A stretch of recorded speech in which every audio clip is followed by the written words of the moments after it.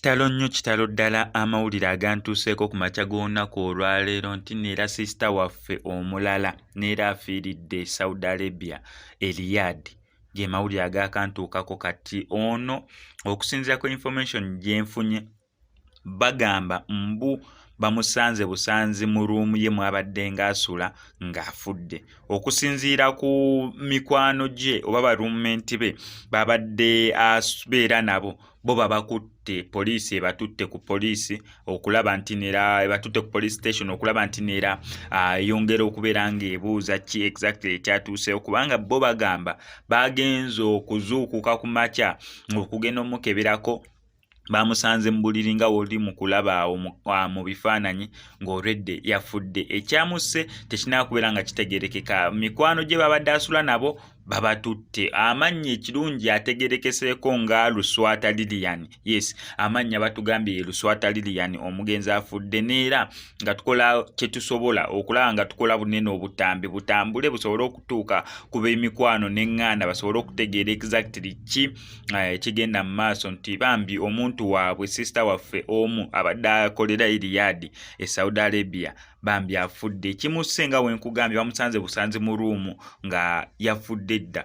Kati nga tukyalina obweraliikirivu bw'okubeera nti neera abakadaama bali mu kubeera nga babajjamu ensigo oba ebitundu byabwe eby'omunda organizi zaabwe kati n'obuno obweraliikirivu ndaba nga bweyongedde. Yes, okubeera nti nawe weraliikirira omuwalabu nti saawa yonna wakutwalira mu ddwaliro simanya mbu vaccination agenda kukola kino bawo osayiningira ku mpapula bakebere kino eno ogenda komawo ng'ensigo tolina. Kati ate labayo neno situation etandise okubeera ng'egendawo ey'okulaba nti ate tweraliikirira naffe bannaffe kati tumanyi oba ono bamuwadde butwa oba yafudde kiziiro kyonna kye yafudde information tinaakubeera ng'evaayo eri conclusive egamba munira yafudde kino oba kino abula apart from ekyo kyokka kye tumanyiiko munira bamusanze mu lumu ye ng'afudde.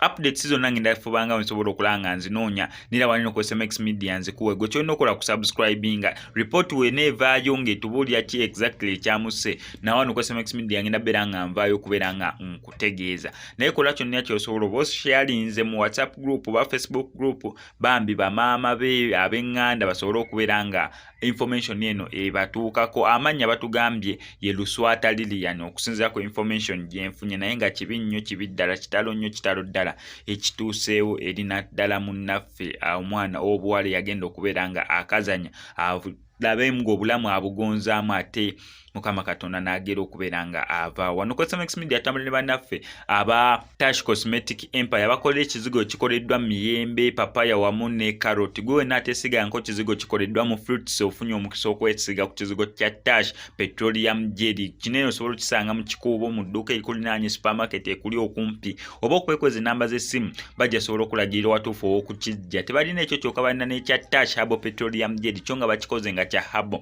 Yes, gwawulira mbu tuyagala kukozesa nnyo bintu bya chemical n'ebisigadde ng'ebyo ng'oyagala nnyo ebintu bya herbal bakoledde Tash Herbal Petroleum Jelly nakyo ng'osobola okukifuna kya bannaffe aba Tash Cosmetic Empire.